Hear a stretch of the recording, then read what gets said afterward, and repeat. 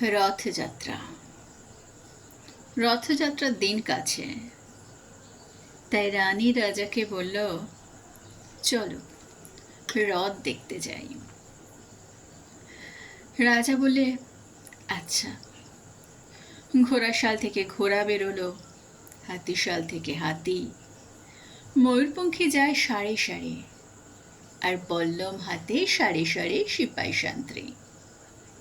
দাস দাসী দলে দলে পিছে পিছে চলল। কেবল বাকি রইল একজন।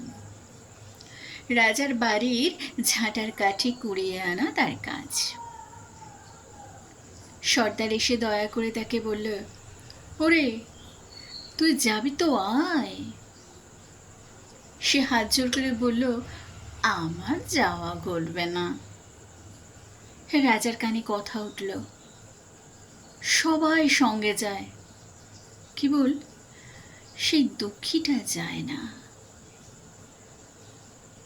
রাজা দয়া করে মন্ত্রীকে বলে, ওকেও ডেকে নিও। রাস্তার ধারে তার বাড়ি। হাতি যখন সেইখানে পৌঁছলো, মন্ত্রীটাকে ডেকে বললে, ওরে দুঃখী, ঠাকুর দেখবি চল। সে হাত জোর করে বলল, কত চলবো?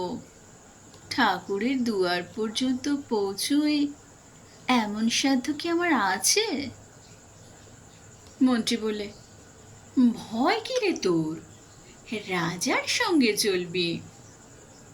সে বলে, সর্বনাশ, রাজার পথ কি আমার পথ?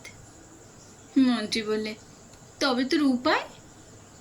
তোর ভাগ্যে কি রথযাত্রা দেখা ঘটবে না?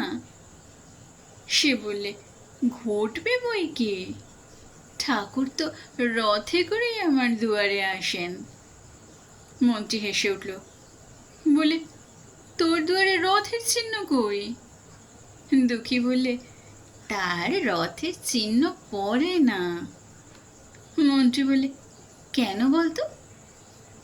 দুঃখী বললে, তিনি যে আসেন পুষ্পক রথে। মন্ত্রী বলে, কই রে সেই রথ?